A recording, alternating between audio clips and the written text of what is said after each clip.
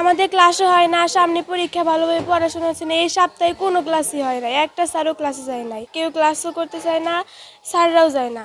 আমাদের তো পড়তে হবে নাকি, আমাদের সামনে পরীক্ষা, আমাদের ভালোভাবে পড়লে তো আমরা পরীক্ষা দিতে পারবো, আর পড়তে না পারলে তো আমরা পরীক্ষা দিতে পারবো না। স্কুলে প্রধান শিক্ষক না থাকার কারণে স্যাররা ক্লাস নিতেছে না। স্যারদের বলে বেতন আটকে দিয়েছে প্রধান শিক্ষককে, তার জন্য স্কুলে ক্লাসে স্যাররা ঢুকতেছে না। প্রধান শিক্ষকের নামে অনেক দুর্নীতি শুনছি, সেই দুর্নীতির কারণে প্রধান শিক্ষক সাহেব আসছেন না।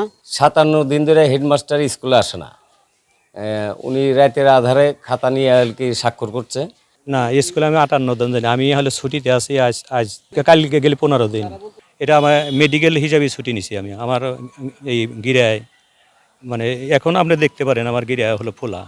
আমাদের হেড স্যার রাজনৈতিক প্রভাব খাটিয়ে আমাদের বেতন যথাসময়ে পরিশোধ না করে সমস্ত অর্থ উনি আত্মসাৎ করেছে, যে কারণে আমরা ক্লাস বর্জনের ডাক দিয়েছি। আসলে উনি রাজনৈতিকভাবে আওয়ামী লীগের 4 নং জিয়ান ইউনিয়নের উনি ভারপ্রাপ্ত সভাপতি হিসেবে দায়িত্ব পালন করছেন। বর্তমানে তিনি সহসভাপতি হিসাবে এবং দৌলতপুর উপজেলা আওয়ামী লীগের সিনিয়র উপদেষ্টা হিসেবে দায়িত্ব পালন করছে। আমিও এইভাবে দল করি, কিন্তু আমি ওইভাবে আমার চাকরিবাদ দল করি না। দল আমি চয়েস করে ভোট দিতাম আমি এতে, কিন্তু আমি দলের যে প্রাদুর্ভাব খাটাইতে এ ধরনের আমার কোনো রেকর্ড নাই। হ্যাঁ, একবার আমি ভারপ্রাপ্ত সভাপতি ছিলাম, কিন্তু ওটা আমার হলো ওই পদ যারা দিয়েছে ওইভাবে আমি এইভাবে সক্রিয়ভাবে ছিলাম না। এগুলো সম্পূর্ণ বানোয়াট এবং ভিত্তিহীন। এরকম অনেক দুর্নীতি রয়েছে যেগুলো নীতিমালা বহির্ভূত ইনকাম, সেই টাকাগুলো উনি আত্মসাৎ করেছে এবং শিক্ষক নিয়োগ বাণিজ্যর সাথে উনি জড়িত।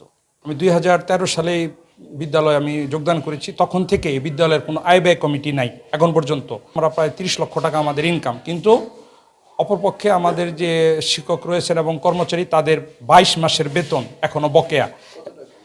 22 মাসের বেতন প্রায় 20 লক্ষ টাকার মতো। এবং এই ব্যাপারে আমরা বিভিন্ন সময় যে তৎকালীন সভাপতি এবং বর্তমান সভাপতিকেও আমরা অভিযোগ করেছি, অবহিত করেছি, কিন্তু আমরা এখন পর্যন্ত কোনো দৃশ্যমান অগ্রগতি দেখতে পারিনি। স্কুলের বেতন 22 মাসের পাবে এটা হিসাবে হতে পারে, কিন্তু এইগুলি স্কুলের নাই। স্কুলের আমার রেজুলেশন আছে, এটা কমিটির মাধ্যমে হলো বেতনটা নির্ধারিত হয়। যে স্কুলে যদি ইনকাম থাকে তাতে আমি বেতন তাদের দিতে হবে, আর ইনকাম না থাকলে আমি দিতে পারবো না। এই ধরনের আমার একটা রেজুলেশন আছে। কোনো শিক্ষকদেরকে আয় ব্যয়ের বিষয়ে জানাতেন না, উনি এককভাবেই সব কিছু করতেন। 5 লক্ষ টাকা 2022-23 অর্থ বছরে 5 লক্ষ টাকা অনুদান পায় আর কি শিক্ষা মন্ত্রণালয় থেকে। তো এই টাকাটা 4টে কমিটি করা হয়। সেই কমিটির একটা কমিটিতে আমি ছিলাম, আমাকে আহ্বায়ক করা হয়েছিল। সেটা বিশুদ্ধ পানি এবং পয় নিষ্কাশন। তো সেখানে শুধু বিশুদ্ধ পানির জন্য 2টা ফিল্টার কেনা হয়েছে সিমেন্টের। আর কি হয়েছে না সেগুলো আমরা জানি না। আর বাকি টাকাগুলো কোথায় কীভাবে ব্যয় হয়েছে সেগুলো আমরা কেউ জানি না। কোনো কমিটি কোনো স্বাক্ষর নেওয়া হয় নাই, এবং সে ভাউচার সে কীভাবে করছে সেই জানে, এগুলো আমরা কিছু জানি না আর কি। এনজিওর কিস্তি প্রথমবার বিকাশ পেমেন্ট করলেই 20 টাকা ইনস্ট্যান্ট ক্যাশব্যাক। স্কুলের জায়গার ভিতরে 8 থেকে 10টা দোকান আছে। প্রত্যেকটা দোকান থেকে অ্যাডভান্স সে নিছে, এবং প্রতি মাসে যে ভাড়া, সে ভাড়া নিয়ে স্কুলের ফান্ডে এগুলো জমা দেয় না, সে নিজে একাই আত্মসাৎ করে এগুলো। এটাও বানোয়াট কথা। এটা হলো এখন এই কথা, আমি ওদের উচ্ছেদের মানে দোকানপাট সরানোর জন্য আমি পরপর নোটিশ দিছি 3বার, তাও তারা মানেনি। আমি আইনি প্রক্রিয়া এটা উপজেলা ভূমি অফিসে দরখাস্ত দিয়েছি তাদের দোকানপাট সরানোর জন্য। আমি অভিভাবক সদস্য হিসাবে নির্বাচন করছি। উনি সব জায়গায় লেখা আছে 1000 টাকা নেওয়ার জন্য, উনি আমার কাছ থেকে 11,000 টাকা নিছেন।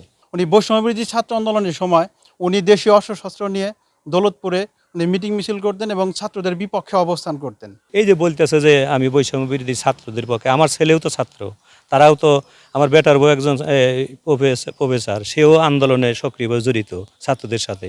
আমি ছাত্রদের পক্ষেই করি। স্কুলটা প্রায় ধ্বংসের দ্বারপ্রান্তে এসে গেছে।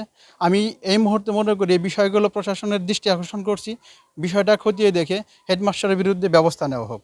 এসিলেন স্যারের সাথে কথা হয়েছে, ওখানেও তারা বক্তব্য রেখেছে। এসিলেন স্যারের মাধ্যমে পরবর্তীতে সোরা হবে যে আসলে তারা কত মাসের বেতন পাবে, বা আমার কাছে কোনো টাকা আছে নাকি। আমার টাকা থাকলে আমার ব্যাংকে আছে, আমার নিজের হাতে কোনো টাকা রাখার অধিকার নাই। যদি কোনো বিষয়ে কোনো শিক্ষক বা কোনো প্রধান শিক্ষক যদি অনিয়ম করে থাকেন, অবশ্যই সেটা আমরা মানে তদন্ত সাপেক্ষে যদি সেটা প্রমাণিত হয়, তাহলে তার বিরুদ্ধে যে আইনগত ব্যবস্থা সেটাই নেওয়া হবে। এবং মানে আমি তাদেরকে বলেছি তারা যাতে সব সময়ই শিক্ষা কার্যক্রমকে স্বাভাবিক রাখে, এবং শিক্ষার পরিবেশ যাতে কোনোভাবেই বিনষ্ট না হয়, শান্তি শৃঙ্খলা যাতে বজায় থাকে, স্বাভাবিক পরিবেশ যাতে বজায় থাকে, সেই জন্য তাদেরকে আমি আমার জায়গা থেকে নির্দেশনা দিয়েছি।